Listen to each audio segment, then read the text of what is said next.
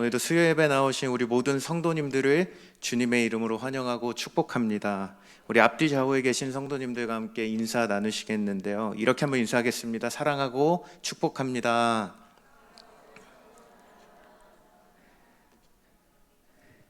네, 한 번 더 인사할 때 은혜 많이 받으시기 바랍니다. 인사하시겠습니다.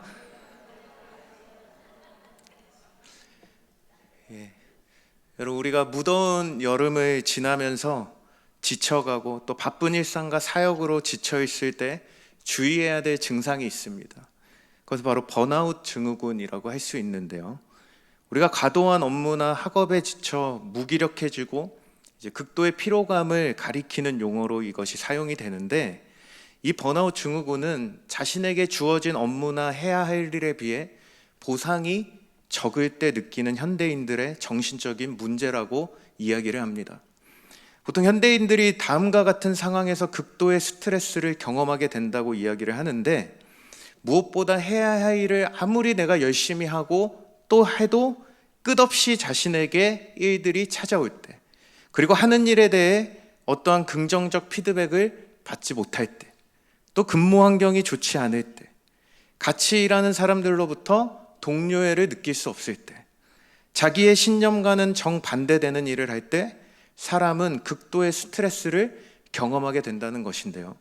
그로 인해 나타나게 되는 번아웃 증후군의 증상에는 기력이 없고 쇠약해진 느낌이 들고 쉽게 짜증이 나고 노여움이 솟는다는 것입니다.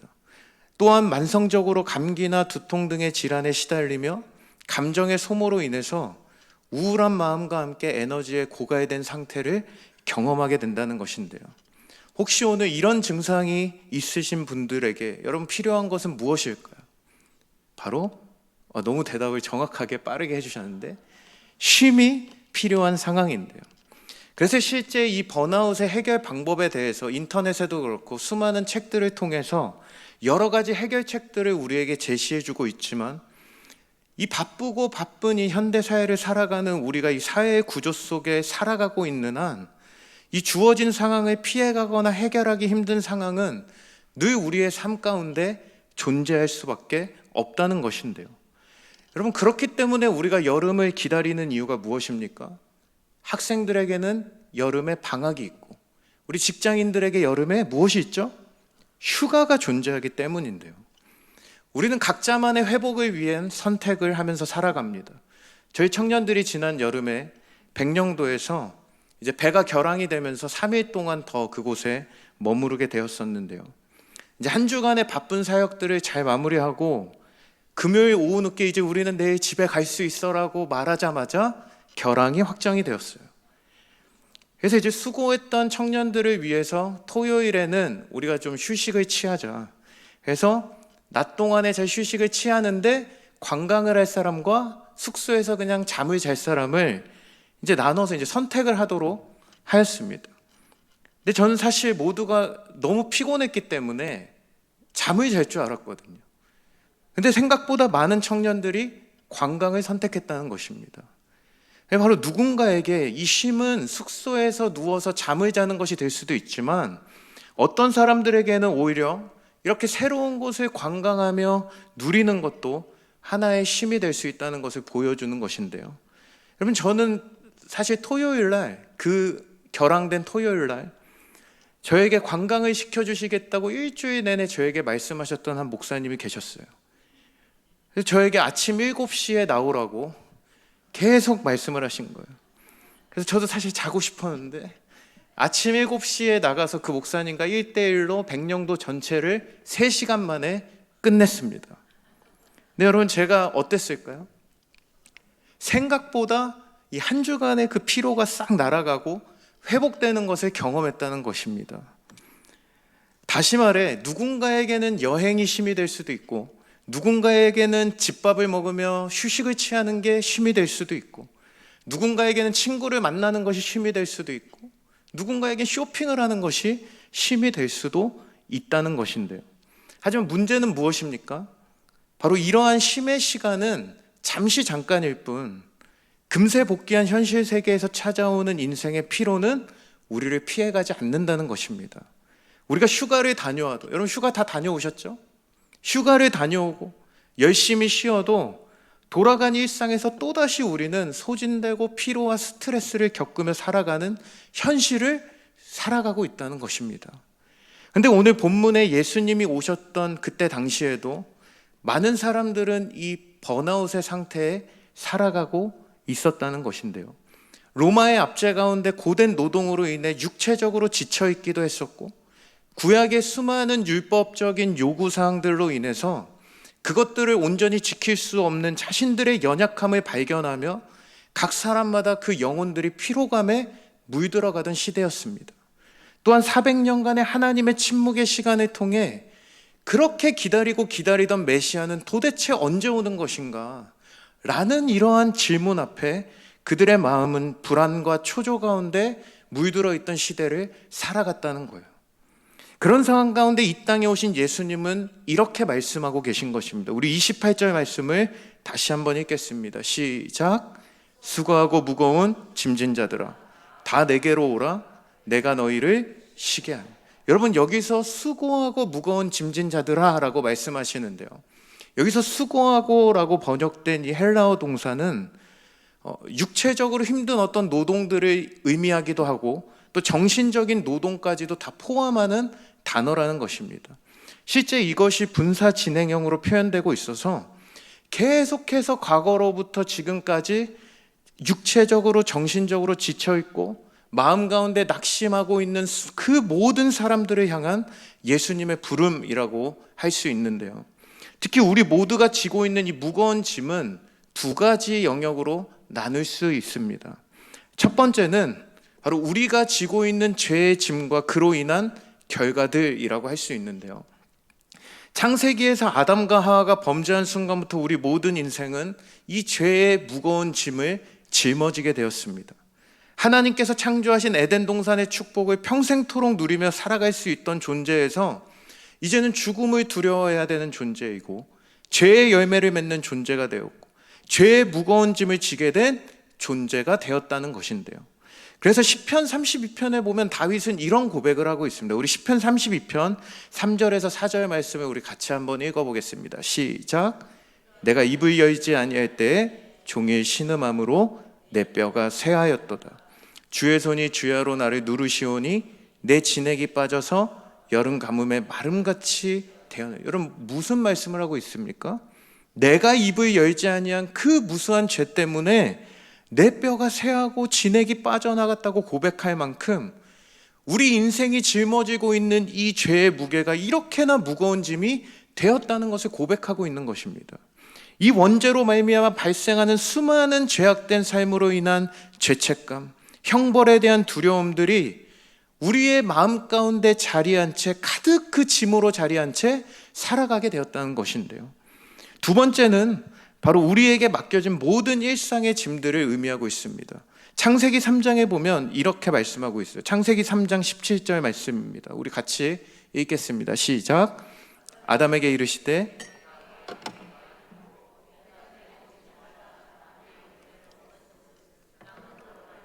저주를 받고 너는 내 평생에 수고하여야 그 수산을. 여러분, 여기 보면 아담의 범죄로 인해 이제 우리에게 요구되는 것은 바로 평생 동안 수고를 통해서만 먹고 사는 문제를 해결할 수 있게 되었다는 것입니다. 근데 창세기 1장 28절에서 29절에 보시면 분명 하나님은 인간을 지으실 때 이 땅을 다스리는 존재로 창조하셨고 땅의 모든 열매를 마음껏 먹을 수 있도록 만드셨다는 거예요. 사실 우리가 이 건강이 굉장히 중요한데 우리가 가만히 있어도 땅에서 유기농 야채가 막 피어나기 시작하는, 그래서 매일같이 샐러드를 먹으며 살 수 있는 그런 놀라운 존재로 만드셨지만 이제는 수고를 통해 먹고 사는 존재로 전락하게 되었다는 것입니다. 근데 언제까지 그렇게 살아야 된다고 말씀하죠? 우리 3장 19절에 보니까 내가 흙으로 돌아갈 때까지요. 우리가 죽는 그날까지, 하나님 품에 안기는 그날까지 열심히 땀을 흘려야만 살 수 있는 존재가 되었다는 것입니다. 여러분, 오늘 이러한 사실이 우리 인간의 욕심과 만나다 보니까 우리가 사는 이 세상이 끝없는 성과와 경쟁과 그것을 위한 노동으로 인해 고된 인생을 살아가게 되었던 것인데요. 남을 밟고 내가 이겨야 되는 세상, 경쟁 사회를 살아가면서 요구되는 수많은 세상의 요구 앞에서 우리 중고등학생들부터 굉장히 힘든 시기를 살아간다는 거예요. 근데 이제는 중고등학생뿐만 아니라 더 어린 아이들까지도 이러한 세상 안에서 수고하며 무거운 짐을 지고 살아간다는 것입니다. 지난 월요일 저녁에 저희 집 이제 아이들이 갑자기 저녁을 먹고 신나서 노래를 부르기 시작을 했습니다. 랩을 하는 건지 노래를 하는 건지 잘 구분이 되진 않았지만 제가 자세히 이 노래를 들어보니까 그 가사가 이랬어요. 나도 쉼이 필요해, 쉼이 필요해. 제가 지금 노래 부를 순 없는데 이걸 계속 반복적으로 외치고 있는 거예요. 나도 쉼이 필요해, 쉼이 필요해. 뭔 소리야? 이러고 있었는데 그래서 이제 제가 이게 도대체 무슨 노래인가 찾아봤더니 이런 가사로 만들어진 노래였습니다. 보이시나요? 예, 굉장히 글씨가 작은데 여기 보시면 제 중간에 보시면 이런 가사가 있습니다. 자꾸 재촉하지 말아요. 나도 진짜 바쁘단 말이에요. 학교 끝나면 방과 후에 영어학원, 수학학원 그냥 뭐 노는 줄 아나요? 여러분 이런 가사의 노래를 누가 부르고 있다는 거예요? 저희 집 7살, 5살짜리 아이들이 부르고 있었다는 겁니다. 이 유치원 아이들도 이런 노래를 부를 만큼 여러분 어린 아이들부터 어른에 이르기까지 이 참된 안식이 불가능한 시대를 살아가고 있는 것이 바로 우리 모두의 인생이라는 것입니다. 오늘 그런 모든 자들에게 예수님이 말씀하신 거예요. 우리 28절의 말씀을 한 번만 더 읽어볼까요? 다시 한번 읽겠습니다. 시작. 수고하고 무거운 짐진 자들아 다 내게로 오라. 여러분 바로 그런 인생을 오늘 예수님께서 쉬게 하시겠다는 것입니다. 근데 이 말씀에서 가장 중요하게 강조되고 있는 것은 무엇입니까? 우리가 언뜻 보면 우리는 쉼이 필요하기 때문에 쉬게 하리라에만 우리가 포커스를 맞출 때가 있어요. 우리는 쉴 수 있어. 하지만 이 헬라어 원문에서 가장 강조되고 있는 것은 바로 에고라고 쓰인 내가라는 단어라는 것입니다. 바로 쉬게 하는 주체가 누구라는 것입니까? 예수님이라는 것입니다. 예수님께서 우리를 쉬게 하실 것이다. 특히 여기서 사용된 이 쉼이라는 헬라어 단어 아나파우오라는 이 단어는 멈춤을 의미하는 파우오와 가운데 또는 위로부터를 의미하는 전치사가 합쳐진 단어입니다. 그래서 쉼은 쉼인데 이 단어가 의미하는 것은 위로부터 오는 쉼이다라는 뜻을 가지고 있었다는 거예요. 그래서 다시 말해 주님께서 주시는 참된 안식은 어디로부터 온다는 거예요? 하늘로부터 온다. 그렇기 때문에 참된 안식은 이 세상에 우리가 찾고 있는 그 어떠한 쉼의 방식으로부터 오는 것이 아니라 예수님으로부터 오는 쉼이 참된 안식이라는 것을 예수님은 이 땅에 오셔서 선언하고 계셨다는 것입니다. 그렇다면 주님이 주시는 하늘의 참된 안식은 무엇일까요? 우리는 어떻게 그 쉼을 누릴 수 있을까요? 창세기에 보면 하나님은 세상을 창조하시면서 며칠 동안 창조하셨습니까? 7일은 7일인데 일단 6일 동안 하나님이 창조를 하셨어요. 그리고 나서 7일째의 성경은 안식하셨다라고 표현하고 있습니다. 여러분 그렇다면 왜 하나님은 7일째에 안식을 하셨을까요? 성경에서 보니까 말씀으로 창조하시다 보니까 목이 쉬셨을까요? 여러분 왜 7일째에 안식하셨을까요? 여러분 하나님은 7일째에 안식을 명하시고 안식을 하심으로 6일 동안 본인이 이루신 하나님께서 이루신 이 창조를 완전하게 만드셨다는 거예요. 창세기에 보면 6일간의 창조를 마무리하고 7일째 안식하시면서 그동안 완성한 이 모든 이 세상을 복되고 거룩하게 하셨다고 말씀하시면서 그것들을 바라보며 기뻐하셨다고 기록하고 있습니다. 특히 이 안식하신 7일째는 우리 인간에게 있어서는 더욱더 특별한 날이 되게 하셨는데 여러분 하나님이 인간을 며칠째에 만드셨습니까? 6일째에 만드셨어요. 다시 말해서 여러분 우리가 인간이 이 땅에 창조된 직후에 경험한 인생의 시작이 무엇이란 뜻입니까? 바로 안식으로부터 이 땅에서의 삶을 시작했다는 거예요. 다시 말해 인간이 하루하루 살아가며 경작하고 다스리는 일을 먼저 시작한 것이 아니라 하나님께서 허락하신 이 안식의 날 심히 보시기에 좋았더라라고 하시는 그 하나님의 창조물과 함께 이것들을 기쁨의 시선으로 누리며 하나님과 함께 교제하며 누리는 참된 안식의 시간을 가장 먼저 경험하도록 하셨다는 것입니다. 특히 창세기 2장 3절에 보니까 일곱째 날을 복되게 하사 거룩하게 하셨으니, 여러분 일곱째 날을 복되게 하사 거룩하게 하시며 창조의 완성을 선포하셨는데요, 여기에서 이 땅을 거룩하게 하셨다는 이 단어는 구별되다, 하나님께 속하다, 관계하다라는 뜻을 담고 있는 단어가 사용되었습니다. 다시 말해 여러분, 이 안식의 핵심은 우리가 잠을 오래 자고 우리가 맛있는 맛집을 찾아다니고 해외여행을 여기저기 다니는 것에서 얻는 것이 아니라 바로 이 창조를 완성하시고 복되게 하신 그분과의 관계 안에서 참된 안식을 경험할 수 있다는 것입니다. 그렇기 때문에 오늘 우리가 누릴 수 있는 참된 안식은 어디에 있다는 거예요? 바로 우리가 드리는 예배를 통해 누릴 수 있다는 것을 믿으시기 바랍니다. 여러분, 웨스트민스터 소요리 문답의 제1문에 보시면 이런 말씀이 있습니다. 사람의 제외되는 목적이 무엇입니까? 우리 같이 한번 읽어보겠습니다. 시작. 하나님을 영화롭게 하는 거예요. 여러분, 그렇게 고백하십니까? 여러분, 이것이 1항에 있는 이유는 무엇입니까? 그것은 바로 우리 인생을 참된 안식과 쉼으로의 완성을 이루는 유일한 길이기 때문입니다. 저는 오늘 여러분이 드리는 모든 예배가 하나님을 영화롭게 하는 이 목적이 완성되는 예배가 되기를 주님의 이름으로 축원합니다. 우리 인생의 필요를 위해서만 예배하는 것이 아니라, 우리 인생의 문제를 해결하기 위해서만 하나님을 찾는 것이 아니에요. 하나님을 예배하기 위해 살아가는, 하나님을 예배하기 위해 일하고 하나님을 예배하기 위해 하루하루를 살아가시는 우리 모든 성도님들 되시길 주님의 이름으로 축복합니다. 사랑하는 여러분, 혹시 이 목적이 뒤바뀐 삶을 살고 있지는 않으신가요? 오늘도 주님이 주시는 참된 쉼을 얻기 위해 우리의 삶의 모든 초점이 이 예배와 안식에 맞추어지기를 주님의 이름으로 축복합니다. 여러분, 지난 파리 올림픽에서도 우리나라가 선수단의 규모가 굉장히 줄었다고 이야기를 합니다.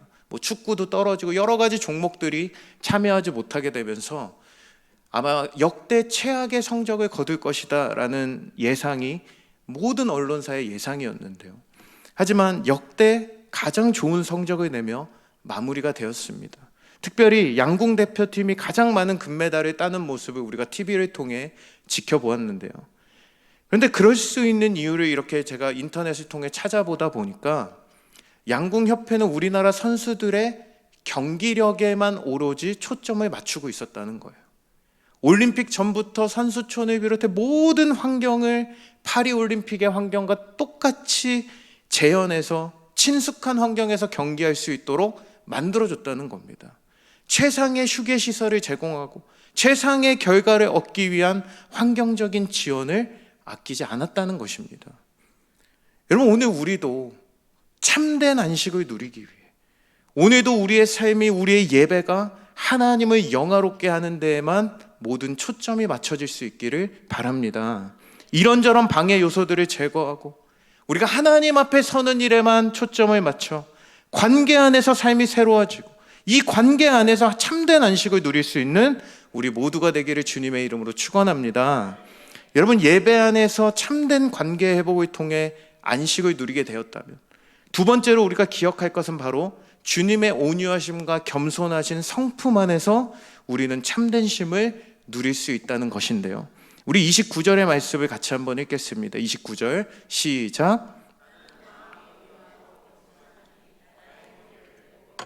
배우라, 그리하면 너희 마음이 쉼을. 여러분, 온유는 어떠한 자질을 이야기합니까? 온유는 사전적인 의미로 사람의 표정이나 성질이 온화하고 부드럽다라는 뜻을 가지고 있습니다. 우리 옆에 계신 분들 한번 바라보시면서 온유합시다 이렇게 한번 인사하겠습니다. 이 인사를 하는 순간 우리는 온유한 표정으로 바뀌셨죠? 여러분, 예수님은 3년간의 이 공생의 시절에 많은 사람들의 친구가 되어주셨습니다. 왕으로 오셨으면 사실 왕의 급에 맞는 사람들과 교제하시고 그 급에 맞는 사람들을 찾아가셨어야 하는데 누구를 찾아가셨죠? 무엇보다 당시에 소외됐던 사람들, 상처 입은 자들, 병든 자들, 볼품 없는 자들과 함께 하시면서 그들의 상처와 아픔에 공감하시고 찾아가시고 교제하시고 안아주심으로 온유하신 성품의 끝을 보여주셨다는 거예요. 그런데 그 주님의 온유하신 성품으로 그 당시 많은 사람들에게 찾아가시면서 그치지 않으시고 여전히 오늘도 저와 여러분 같은 볼품없는 자들을 꾸짖지 않으시고 끝까지 참으사 우리를 사랑으로 온유하신 성품 안에서 그분의 자녀로 용납해 주셨다는 거예요. 여러분 믿으십니까? 온유하신, 어떻게요? 바로 온유하심과 동시에 겸손하심을 통해서인데, 여러분 이 겸손은 무엇을 말하고 있습니까? 우리 빌립보서 2장 6절에서 8절에 보면 우리가 너무나 잘 아는 말씀, 우리 같이 한번 읽어보겠습니다. 시작. 그는 근본 하나님의 본체시나 하나님과 동등됨을 취할 것으로 여기지 아니하시고 오히려 자기를 비어 종의 형체를 가지사 사람들과 같이 되셨고 사람의 모양으로 나타나사 자기를 낮추시고 죽기까지 복종하셨으니 곧 십자가에 죽으심이라. 아멘. 하나님과 동등한 분이심에도 불구하고 자기를 낮추시고 죽기까지 복종하셨다는 거예요. 하나님이신 그분이 하늘의 보좌를 버리고 사람의 몸을 입고 오셔서 십자가에 죽으시는 그 낮아지심의 겸손을 통해 무거운 죄의 짐을 진 우리 모두를 참된 안식을 누릴 수 있는 존재의 변화를 통해 완전하고 완벽하게 회복시켜 주셨다는 것입니다. 여러분 믿으시죠? 근데 오늘 성경은 이러한 온유와 겸손하신 성품으로 우리가 안식의 인생을 살도록 예수님이 회복시켜 주셨다면 이제 우리가 한 단계 더 나아가야 할 것을 요청하고 계신다는 것입니다. 우리 29절에 보시면 이렇게 말씀하고 있어요. 나는 마음이 온유하고 겸손하니 나의 멍에를 메고 내게 배우라. 온유하고 겸손하셔서 스스로 인간의 멍에를 지고 십자가를 지신 주님을 배우라는 것입니다. 여러분 우리가 어떻게 배워야 될까요? 목공소에 가서 십자가를 만들어서 못을 박아야 될까요? 무엇을 말하는 것입니까? 바로 예수님이 가셨던 길을 따라가는 삶을 살라는 것입니다. 특히 당시 유대 사회에서 여러분 이 스승과 제자의 관계는 주인과 종의 관계였다는 거예요. 여러분 왜 제자가 스승에게 배웁니까? 제자의 최종 목적지는 어디입니까? 바로 스승처럼 되는 것입니다. 바로 나 같은 죄인을 위해 끝까지 참으셨던 온유하고도 겸손하신 주님의 성품을 마음껏 누리며 주님을 닮아가고 배우고 마침내 우리는 그 성품이 내 삶을 통해 나타나게 되는 것. 여러분 그 경지에 이르는 그때에 우리는 더욱더 참된 안식을 누릴 수 있다는 것입니다. 여러분 사랑이 없는 이 세상에서 늘 우리가 참지 못하고 내가 잘난 맛에 살아가고 나만 옳다고 여기며 살아갈 때 우리는 결코 평안함을 누릴 수 없는 인생이라는 것을 인정해야 한다는 거예요. 우리의 타락한 인간의 성품은 우리를 절대 안식할 수 없게 한다는 것인데요. 그러나 예수님과 연결된 인생으로 그분의 온유와 겸손의 성품을 닮아가고 내 안에 계신 주님의 성품이 마침내 삶의 자리에서 나타나기 시작할 때 세상의 눈으로 보는 이 땅은 사는 게 힘들고 어렵고 고통스러울지라도 그곳에서 우리는 세상이 알 수 없는 기쁨을 누리게 된다는 것입니다.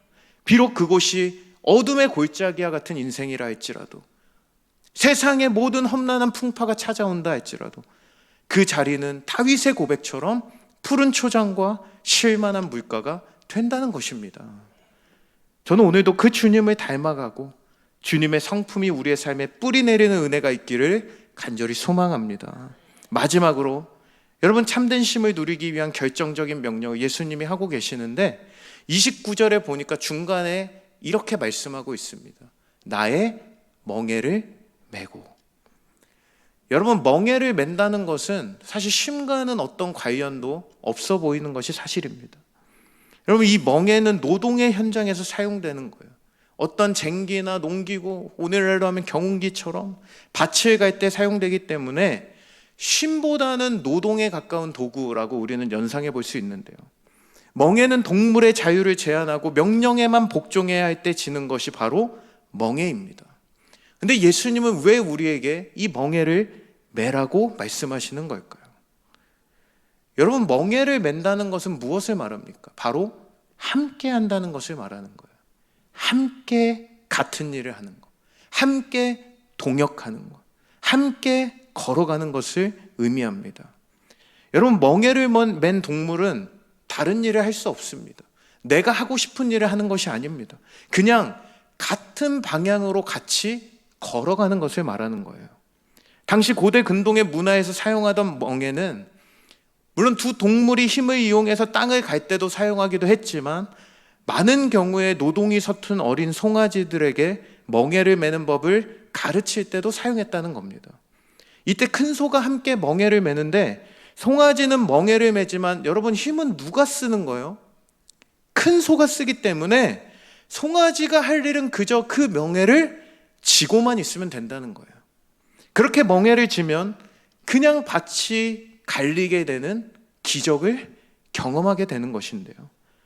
여러분, 이번에 백령도 기간에 이제 배가 3일 동안이나 결항이 돼서 제가 이제 여름 휴가를 제 가족들이 먼저 이제 출발을 하게 되고, 저는 하루 늦게 이제 출발을 하게 되었는데, 그때 저에게 제 아내가 연락이 와서 하루 종일 아이들이 걸을 수가 없기 때문에 둘이 같이 탈 수 있는 유모차를 들고 오라고 연락이 온 거예요.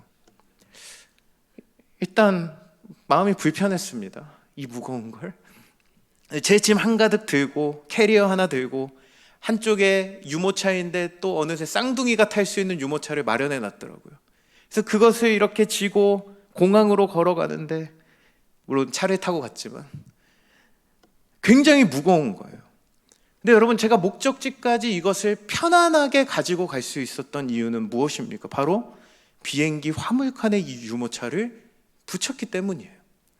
함께 가지만 대신 운반해 주었기 때문에 저는 편안하게 목적지까지 향할 수 있었다는 것입니다.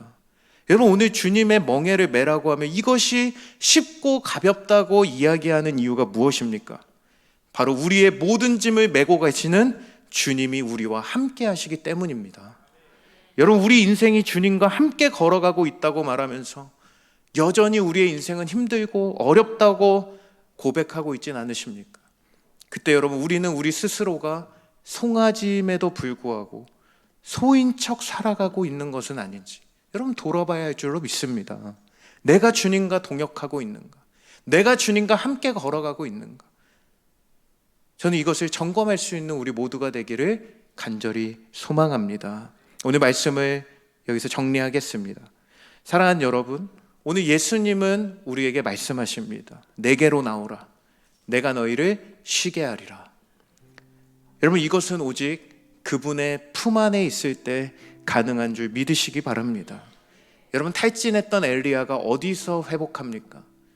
바로 회복하시는 전능자의 그늘 아래에서 이루어진 것처럼 오늘 우리가 그분의 그늘 아래 거할 때, 여러분, 마치 신혼부부가 결혼하고 떨어지라 해도 붙어서 좋다고 말하는 것처럼, 저도 결혼하고 그렇게 아내가 보고 싶어서 신대원에서 수업을 다 듣고 집에 왔다 갔다 하기도 하고 그랬었는데, 여러분, 이런 마치 이렇게 끊을 수 없는 그 사랑의 연합 안에 있을 때, 여러분, 그래서 우리 삶에 주님의 성품이 나타나고 내 인생의 무거운 짐을 함께 걸어가고 계신 주님께 맡겨드릴 때, 여러분, 그럴 때 어떻게 된다는 것이에요? 29절 마지막에 그리하면 너희 마음이 쉼을 얻으리니. 할렐루야. 여러분, 많은 사람이 세상에서 위로를 찾고 살아가고 있습니다. 피로에 쩌든 이 시대에 여러분, 청년들만 봐도 잠을 더 자고 싶어하는 시대를 살아가고 있다는 것입니다. 그래서 저번에 알바천국에 보니까 하루에 10시간 잠만 자면 300만 원을 드립니다. 지금 다 혹하신 것 같은데요. 이런 아르바이트가 등장할 정도의 시대라는 거예요. 여러분, 오늘 예배를 마치고 다시 일상으로 돌아가는 순간 마주할 또 다른 스트레스와 업무들, 여러 가지가 우리의 삶을 옥죄어 올 때, 여러분, 그때마다 기억해야 될 것은 무엇입니까? 쉬긴 쉬어야 되는데 우리가 어떻게 쉬어야 되는 거예요? 우린 쉰다 하면은 잠을 자는 것부터 생각을 합니다. 그러나 여러분, 잠언에서는 이렇게 말씀하고 있어요. 내가 좀 더 자자, 좀 더 졸자, 그럼 어떻게 된다고요? 내 빈공이 강도같이 온다. 물론 육체적인 쉼은 중요합니다, 여러분. 근데 예수님이 마가복음에서 사역 가운데 지쳐있던 제자들에게 이런 말씀을 하세요. 한적한 곳에 가서 잠깐 쉬어라. 여러분, 이 말이 무슨 말입니까? 집에 가서 쉬라는 뜻입니까? 여러분, 여기서 한적한 곳은 헬라어로 광야를 뜻하는 단어가 사용되었어요. 예수님도 이 시간 기도하며 하나님과 영적인 교제의 시간을 통해 회복을 하셨던 것처럼 오늘 제자들과 나아가 오늘을 사는 우리에게도 참된 쉼은 단순한 육체의 회복만이 아닌 영적인 회복의 시간이 가장 중요하다는 것을 말씀해주고 계셨다는 거예요. 그리고 그렇게 주님을 따름으로 생겨나는 내면의 즐거움과 기쁨을 회복하라는 것입니다. 사랑하는 여러분, 오늘도 그 주님의 품 안에서 우리를 회복시키시고 새롭게 하시는 주님을 만나게 되시길 주님의 이름으로 축원합니다. 지칠 때, 마음의 답답함과 우울함과 힘든 시간들이 찾아올 때 우리에게 참된 안식을 주님 안에서 이것들을 넉넉히 감당하고 이겨내요. 변하지 않는 현실의 골짜기에서도 우리 입술에 우리를 참된 평안으로 인도하시는 주님을 향한 감사 찬양의 고백이 넘쳐날 수 있는 우리 모든 성도님들 되시길 주님의 이름으로 축원합니다. 우리 같이 이 찬양의 고백